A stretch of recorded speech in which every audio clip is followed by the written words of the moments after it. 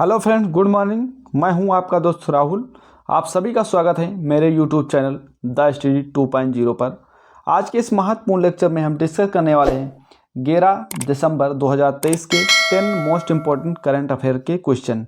तो आप इस पूरे लेक्चर को बहुत ही ध्यान से लास्ट तक जरूर देखिएगा। चलते हैं, शुरू करते हैं आज का पहला इम्पॉर्टेंट क्वेश्चन।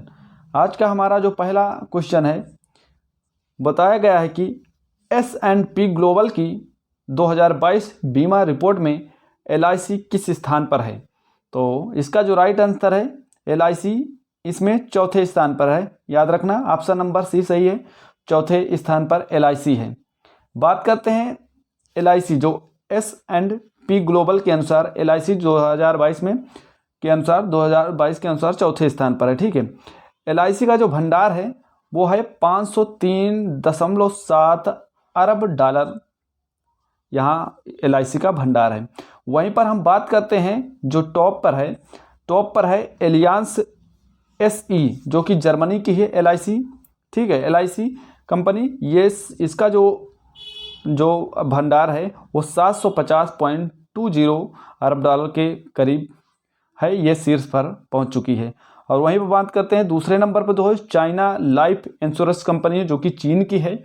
इसका जो कुल भंडार है वो 616.90 बिलियन डॉलर तक पहुंच गया है। तो ये दूसरे स्थान पर हो गई है।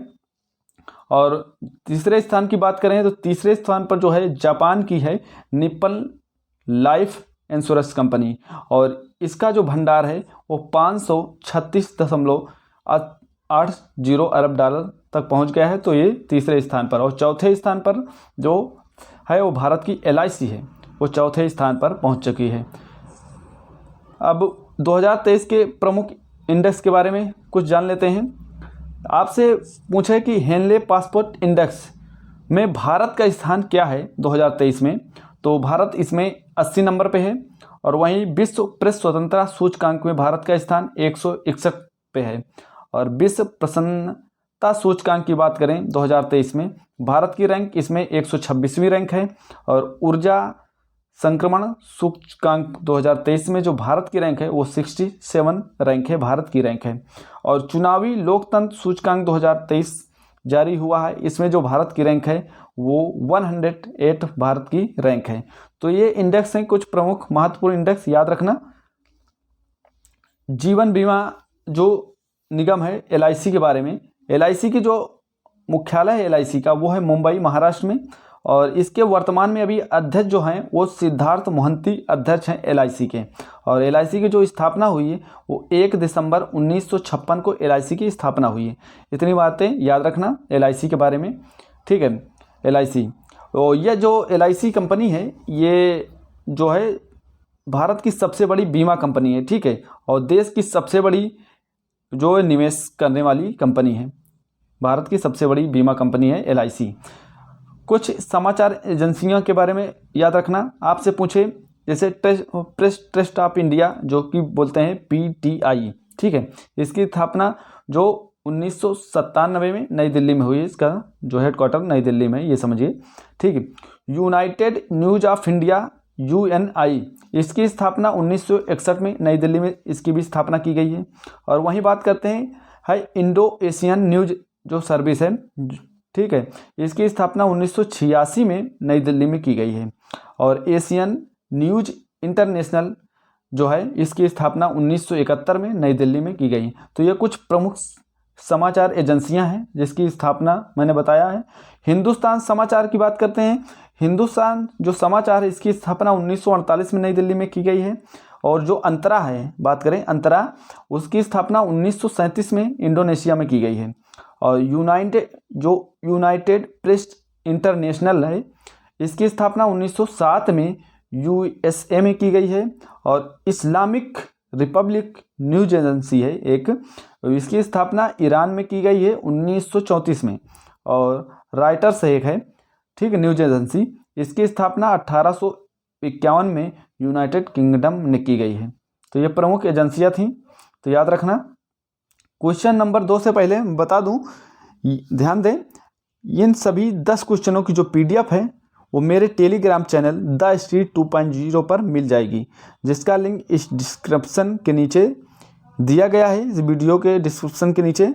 यहाँ से जाकर आप PDF को डाउनलोड कर सकते हैं, या तो द स्ट्रीट 2.0 सर्च करके टेलीग्राम पर वहाँ से भी ज्वाइन हो सकते हैं। और इससे बाद यदि आपको इस वीडियो पसंद आ रही है वीडियो मेरी, तो प्लीज़ वीडियो को लाइक करें, और यदि आपने अभी तक मेरा चैनल को सब्सक्राइब नहीं किया है तो प्लीज़ चैनल को सब्सक्राइब कर लें, और इस वीडियो को ज़्यादा से ज़्यादा अपने सभी दोस्तों तक शेयर करें। ठीक है, आज तो आगे बढ़ते हैं, क्वेश्चन नंबर 2 की बात करते हैं। क्वेश्चन नंबर हमारा 2 है, किस देश ने काला जार का उन्मूलन किया है? तो काला जाल का जो उन्मूलन किया है वो बांग्लादेश ने किया है, याद रखें, बांग्लादेश इसका राइट आंसर है। काला जार का जो उन्मूलन हुआ वो बांग्लादेश में हुआ।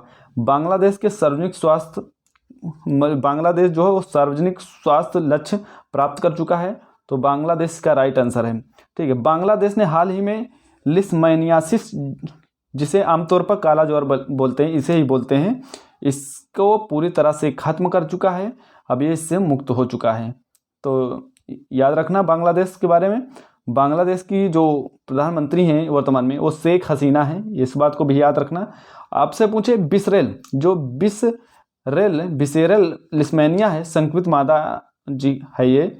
ठीक है, संक्रमित मादा है जिसे बोलते हैं फ्लेबोटोमाइन सैंड फ्लाई बोलते हैं। इसके काटने से ये प्रोटोजोआ परजीवी के कारण ये होता है, इसी के काटने से। और इसका जो लक्षण है काला ज्वर का, ये त्वचा के अल्सर होने, छोटे छोटे बुखार आना और RBC का कम बनना, इसके ये प्रमुख लक्षण है, काला जार के ये लक्षण हैं। अब आया बांग्लादेश, तो बांग्लादेश के बारे में कुछ जान लेते हैं। बांग्लादेश की राजधानी आपसे पूछे तो ढाका बताएंगे।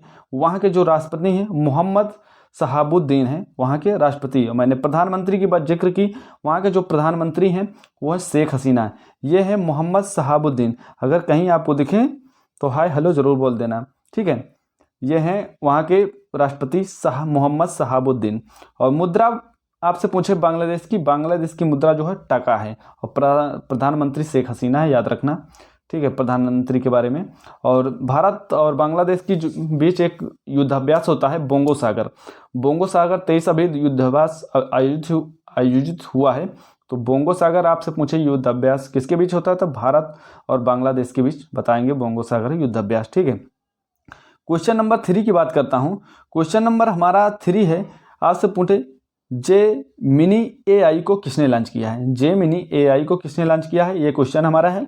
तो जेमिनी AI को जो गूगल द्वारा लॉन्च किया गया है। ठीक है, गूगल द्वारा एक ChatGPT बोर्ड भी लॉन्च किया गया है गूगल द्वारा। तो इसका भी जेमिनी AI को किसने लॉन्च किया है, तो गूगल ने लॉन्च किया है। तो गूगल इसका राइट आंसर है, याद रखना। गूगल ने आर्टिफिशियल इंटेलिजेंट जिमी को लॉन्च किया है, जेमिनी को लॉन्च किया है। जेमिनी जो AI है वो टेक्स्ट और कोड के डेटा को सेट करने के लिए तैयार किया जाता है, तैयार किया गया है। जो जेमिनी AI है वो टेक्स्ट और कोड के डेटा को सेट करने के लिए इसे पूर्ण रूप से तैयार किया गया है। ये समझ लीजिए, पूर्ण रूप से इसे ही सेट करने के लिए तैयार किया गया है। इस डेटा में जो होता है वो है किताबें, जैसे हो गई किताबें, हो गई आर्टिकल्स, हो गए कोर्स, जैसे कई लिखित प्रोग्राम ये शामिल हैं। इसको ये आसानी से हल कर सकता है। और इसका भाषा का जो अनुवाद है वो टेक्स्ट लिखना है, ठीक, डिटेल्स में सवालों को जवाब देना, इसका काम है जेमिनी का। इसीलिए ये गूगल द्वारा ये जेमिनी लॉन्च किया गया है। तो इसका राइट आंसर गूगल। ठीक है, यह प्रोग्राम लैंग्वेज के लिए हाई क्वालिटी कोड जनरेट कर सकता है। लैंग्वेज के लिए हाई क्वालिटी ये कोड भी जनरेट कर सकता है। अब गूगल आया तो गूगल के बारे में जान लेते हैं। गूगल की स्थापना 4 सितंबर 1998 में गूगल की स्थापना की गई है, और इसका जो मुख्यालय है वो कैलिफोर्निया अमेरिका में इसका जो है मुख्यालय है। और संस्थापक पूछे तो लैरी पेज और सर्गी ब्रिन हैं इसके संस्थापक, ये उनके संस्थापक हैं, लैरी पेज और सर्गी ब्रिन, ये संस्थापक हैं उनके। और CEO पूछे कि गूगल के वर्तमान में CEO कौन है, सुंदर पिचाई वर्तमान में गूगल के CEO हैं, तो याद रखना। और AI चैटबॉट बोर्ड को हाल ही में भी गूगल द्वारा लॉन्च किया गया है, ये भी याद रखना। ठीक है, चैटबॉट गूगल द्वारा लॉन्च किया गया है। क्वेश्चन नंबर 4 की बात करते हैं। सशस्त्र सेना झंडा दिवस कब मनाया जाता है? तो सशस्त्र सेना झंडा दिवस जो मनाया जाता है वो 7 दिसंबर को मनाया जाता है। 7 दिसंबर को जो सशस्त्र सेना झंडा दिवस मनाया जाता है, याद रखना, ठीक है। सशस्त्र सेना झंडा दिवस है वो भारतीय सशस्त्र जो वीर लोग हैं, कर्मचारी लोग हैं, उनको उनके कल्याण हेतु जनता से जो धन इकट्ठा करके उनके प्रति समर्पित एक दिवस मनाया जाता है, ठीक है। सभी से चंदा इकट्ठा करके धन संग्रहित करके इनके लिए जो सशस्त्र सेना झंडा दिवस इन्हीं के लिए मनाया जाता है, तो याद रखना, ठीक है। और बात करते हैं, इसे 1949 से हर साल 7 दिसंबर को मनाया जाता है, प्रतिवर्ष 7 दिसंबर को। और सशस्त्र इसे धन संग्रह करके सशस्त्र सेना के लिए प्रति वर्ष प्रतीक चिन्ह झंडे को बांटकर इसे मनाया जाता है, तो ये इस बात को याद रखना। अब बात करते हैं कुछ प्रमुख दिवस की। महत्वपूर्ण दिवस आए तो महत्वपूर्ण दिवस के बारे में जान लेते हैं। आज से पूछे, राष्ट्रीय ऊर्जा संरक्षण दिवस, ये 14 दिसंबर को मनाया जाता है, राष्ट्रीय ऊर्जा संरक्षण दिवस। और विजय दिवस ये 16 दिसंबर को मनाया जाता है। भारत में अल्पसंख्यक अधिकार दिवस की बात करें तो ये 18 दिसंबर को मनाया जाता है। अंतर्राष्ट्रीय प्रवासी दिवस ये 18 दिसंबर को मनाया जाता है। गोवा का मुक्ति दिवस आपसे पूछे तो 19 दिसंबर को गोवा का मुक्ति दिवस मनाया जाता है। गोवा का जो मुक्ति दिवस, गोवा मुक्ति दिवस आपसे पूछे तो 19 दिसंबर को। अंतर्राष्ट्रीय प्रवासी दिवस 18 दिसंबर को। और भारत में अल्पसंख्यक अधिकार दिवस ये 18 दिसंबर को मनाया जाता है। विजय दिवस जो होता है 16 दिसंबर को मनाया जाता है, याद रखना। क्वेश्चन नंबर हमारा 5 है, टाटा मोटर्स ने किस राज्य में अपना चौथा स्क्रैपिंग संयंत्र स्थापित किया है? तो इसका जो राइट आंसर है पंजाब। पंजाब इसका राइट आंसर है, याद रखना, पंजाब इसका राइट आंसर है। पंजाब में चौथा स्क्रैपिंग संयंत्र बनाया है पंजाब द्वारा, ठीक है। बात करते हैं, ये जो टाटा मोटर्स है ये चंडीगढ़ में अपनी चौथी पंजीकरण वाहन जो स्क्रैपिंग सुविधा उपलब्ध उद्घाटन किया है, चंडीगढ़ में किया है, चंडीगढ़ में। इससे पहले ये सुविधा जो थी वो जयपुर, भुवनेश्वर, सूरत में उपलब्ध थी, लेकिन अब चंडीगढ़ में भी ये सुविधा उपलब्ध हो चुकी है। तो चंडीगढ़ में ये सुविधा उपलब्ध हो गई। ये वाहन जो स्क्रैपिंग है ये जो यूनिट में वाहनों के जो टुकड़े होते हैं उनके हिस्सों को अलग अलग कर दिया जाता है, इसे ही बोलते हैं वाहन स्क्रैपिंग, ठीक है। जो पार्ट होते हैं उनको सारे वाहनों के सारे पार्ट को अलग अलग कर दिया जाता है। पंजाब आया तो पंजाब से कुछ करंट अफेयर आपसे पूछे, होप इनिशिएटिव कहाँ शुरू किया गया है? तो पंजाब सरकार द्वारा नशा मुक्त करने के लिए इसे शुरू किया गया है, होप इनिशिएटिव, ठीक है। और झींगा मेला जो आयोजित किया जाता है पंजाब में आयोजित किया जाता है झींगा मेला। पंजाब में अभी पहला राज्य स्तरीय झींगा मेला आयोजित किया गया है, पंजाब में आयोजित किया गया है। और स्कूल ऑफ एमिनेस जो परियोजना शुरू की गई है पंजाब सरकार द्वारा शुरू की गई है। स्कूल ऑफ एमिनेस परियोजना पंजाब सरकार द्वारा शुरू की गई ये जो योजना। क्वेश्चन नंबर 6 की बात करते हैं। 6 नंबर क्वेश्चन है, जेबा एन एक्सीडेंटल सुपर हीरो उपन्यास के किस उपन्यास को किस अभिनेत्री के द्वारा लिखा गया है? जो जेबा एन एक्सीडेंटल सुपर हीरो उपन्यास है वो किस अभिनेत्री द्वारा लिखा गया आपसे पूछा है। तो उस अभिनेत्री का जो नाम है हुमा कुरैशी नाम है। ऑप्शन नंबर इसका सी राइट है, हुमा कुरैशी इसका राइट आंसर है। इन्हीं के द्वारा ये उपन्यास लिखा गया है, जेबा एन एक्सीडेंटल सुपर हीरो उपन्यास। तो इसका राइट आंसर है हुमा कुरैशी, इसका राइट आंसर है। यह एक हुमा कुरैशी जो है एक अभिनेत्री के साथ एक अभिनेत्री हैं हुमा कुरैशी।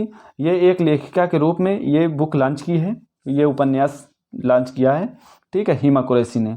ये एक अभिनेत्री हैं। 2023 की कुछ प्रमुख पुस्तकें याद कर लेना। जैसे आपसे पूछे welcome to paradise, welcome to paradise जो पुस्तक है ये है ट्विंकल खन्ना की। ट्विंकल खन्ना की ये पुस्तक वेलकम टू पैराडाइज, ये ट्विंकल खन्ना की पुस्तक है, ठीक है। और बात करते हैं वाल्टर इसाकसन जो है ये पुस्तक ये है एलोन मस्क की। और नोथिंग बट द ट्रुथ पुस्तक जो है ये ऋषभ शाह की पुस्तक है। और बलिदान की बात करते हैं, बलिदान जो है यह सुप्रील पांडे की पुस्तक है। और हाउ प्राइम मिनिस्टर डिसाइड जो है ये नीरजा चौधरी की पुस्तक है। तो ये कुछ महत्वपूर्ण पुस्तकें हैं, जरूर याद करना, परीक्षा में कहीं ना कहीं जरूर आ सकता है। क्वेश्चन नंबर 7 की बात करते हैं। पाकिस्तान ने किस भारतीय को निशान ए पाकिस्तान प्रदान किया है? तो निशान ए पाकिस्तान आपसे पूछा किस भारतीय, पाकिस्तान ने किस भारतीय को निशान ए पाकिस्तान प्रदान किया है?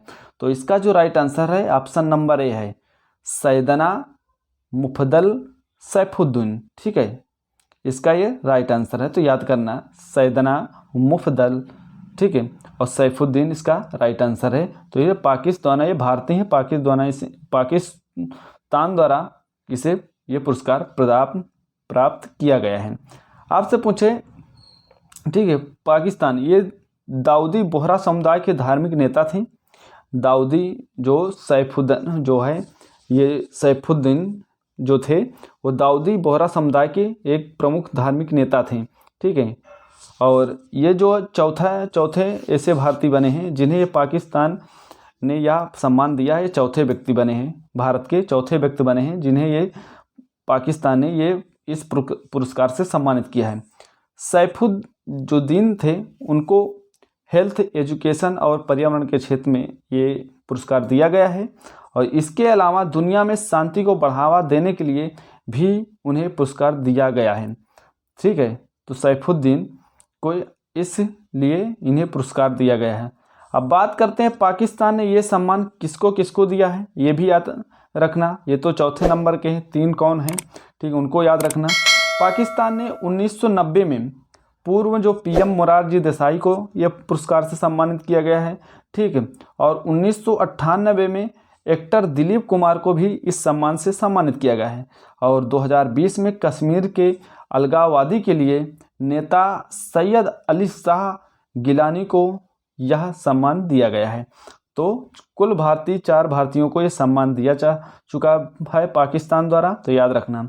अब पाकिस्तान सरकार जो निशान ए पाकिस्तान है, ये पाकिस्तान सरकार द्वारा प्रदान किया जाता है और पाकिस्तान सरकार का ये सर्वोच्च नागरिक सम्मान है, ये भी याद रखना।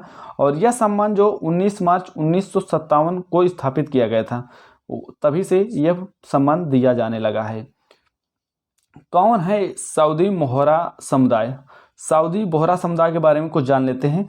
सऊदी बोहरा जो समुदाय है, वो बोहरा जो समुदाय है वो मुस्लिम की एक प्रकार की जाति है जो शिया संप्रदाय के अंतर्गत आती है। ठीक है, जो बोहरा जो समुदाय है ये मुस्लिम की एक प्रकार की जाति जो शिया समुदाय के अंतर्गत आती है। इस समुदाय के लोग जो हैं वो ज़्यादातर व्यापार आदि पर निर्भर करते हैं।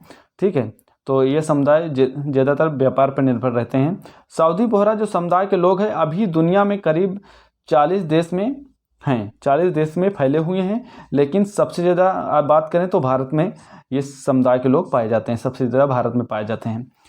कुछ प्रमुख पुरस्कार याद कर लेते हैं 2023 के महत्वपूर्ण पुरस्कार के बारे में।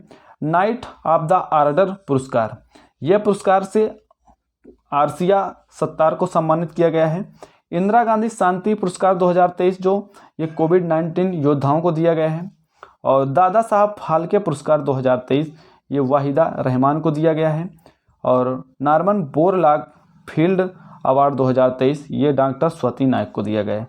डॉक्टर स्वाति नायक को नॉर्मन बोरलॉग फील्ड अवार्ड से सम्मानित किया गया है, तो याद रखना।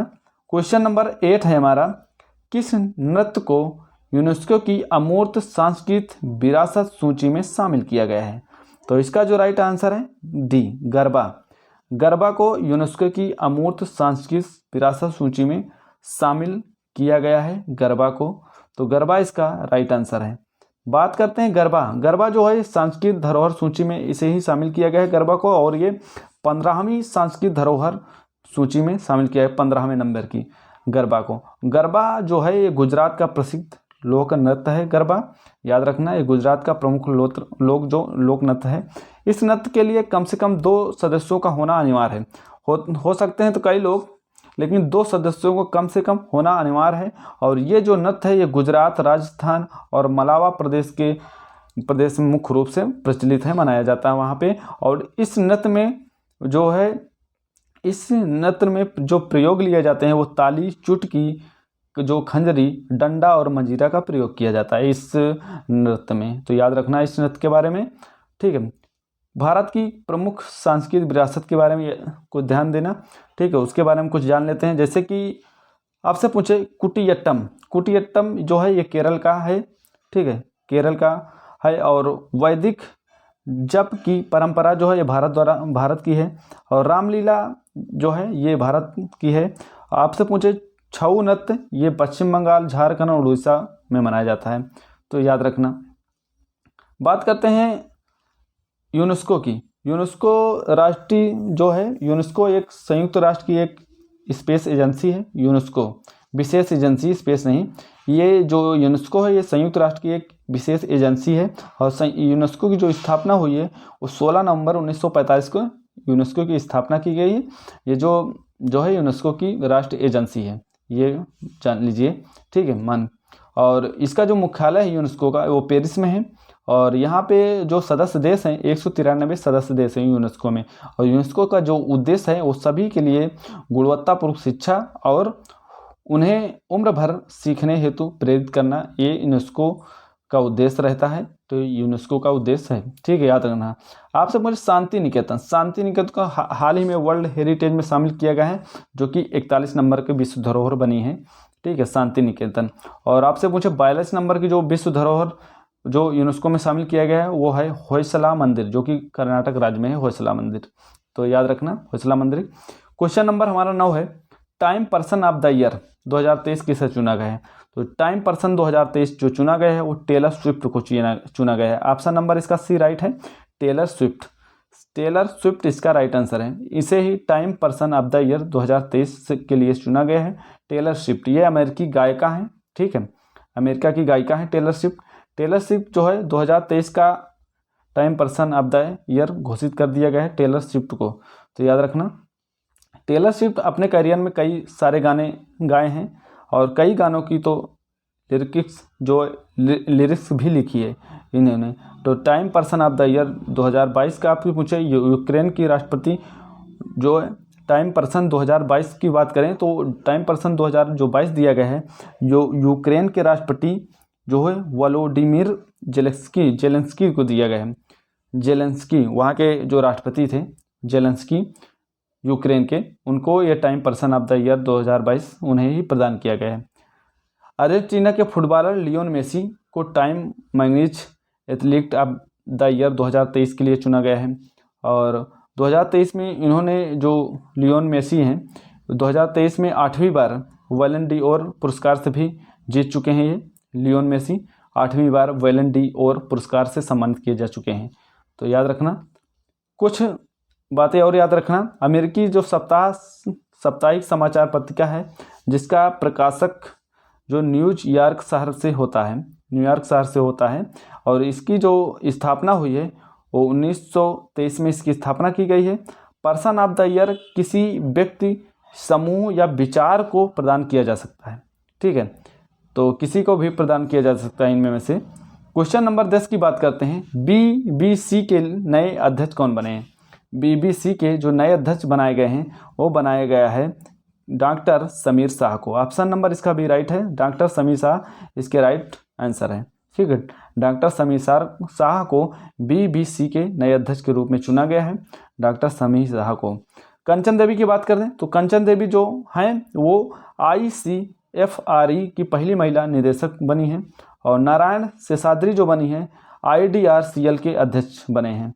और मकरंद नराडे जो है वो वायुसेना के मुख्यालय में महानिदेशक पद पर नियुक्त किए गए हैं, मकरंद नराडे को, और ये मैंने पहले डिस्कस कर चुका हूँ। भारतीय मूल के समीर शाह जो हैं वो ब्रिटिश मीडिया BCC के चेयरमैन चुने जा चुके हैं। समीर शाह जो हैं वो BBC में रिचर्ड शार्प की जगह लेंगे, ठीक है। इससे पहले जो थे वो रिचर्ड शार्प से इनकी की जगह ये लेंगे शाह जी, ठीक है। महाराष्ट्र के औरंगाबाद में पैदा हुए हैं समीर शाह जी, ठीक है। फिलहाल जूनियर कम्युनिकेशन के CEO भी रह चुके हैं ये, तो याद रखना इन्हें। ब्रिटिश, ठीक है। और इसकी स्थापना जो हुई है BBC की वो 18 अक्टूबर 1922 में इसकी स्थापना की गई है BBC की। और इसके जो संस्थापक हैं यूनाइटेड किंगडम की सरकार इसके संस्थापक हैं। और इसकी स्थापना BBC याद रखना, BBC एक न्यूज एजेंसी है BBC, और इसकी जो स्थापना 18 अक्टूबर 1922 में इसकी स्थापना की गई है। और जो संस्थापक थे यूनाइटेड किंगडम की यहाँ की सरकार जो इसकी स्थापना की थी। तो याद रखना इसके बारे में कुछ, ठीक है। और बात करते हैं फिलहाल कुछ नियुक्तियाँ की गई उसके बारे में जान लेते हैं। जैसे कि श्री सोमनाथ ट्रस्ट के अध्यक्ष चुने गए हैं 5 साल के लिए, वो नरेंद्र मोदी का चुना गया है, ठीक है। साइमा जो वाजेद हैं उनको WHO के दक्षिण पूर्व एशिया क्षेत्र के क्षेत्रीय निदेशक के रूप में इन्हें नियुक्त किया गया है। और राजकुमार राव को चुनाव आयोग के नेशनल आइकन के रूप में राजकुमार राव को चुना गया है। और MS धोनी को जो चुना गया है SBI के ब्रांड एम्बेसडर के रूप में MS धोनी को चुना गया है SBI के ब्रांड एम्बेसडर के रूप में। दोस्तों ये रहे कुछ आज के 10 मोस्ट इम्पोर्टेंट करंट अफेयर, ठीक है। तो दोस्तों यदि आपकी परीक्षा के लिए ये दृष्टि से काफ़ी ज़्यादा इम्पोर्टेंट थे दोस्तों, यदि आपको मेरी वीडियो पसंद आ रही है तो प्लीज़ वीडियो को लाइक करें और अपने सभी दोस्तों तक शेयर करें। और चैनल को अभी तक सब्सक्राइब नहीं किया है तो चैनल को सब्सक्राइब भी करें। तो मिलते हैं नेक्स्ट वीडियो में। यदि आपको इस वीडियो से संबंधित कोई सुझाव देना है तो प्लीज़ अपने कमेंट सेक्शन में दे सकते हैं। मिलते हैं नेक्स्ट वीडियो में। आज के लिए जय हिंद, जय भारत दोस्तों।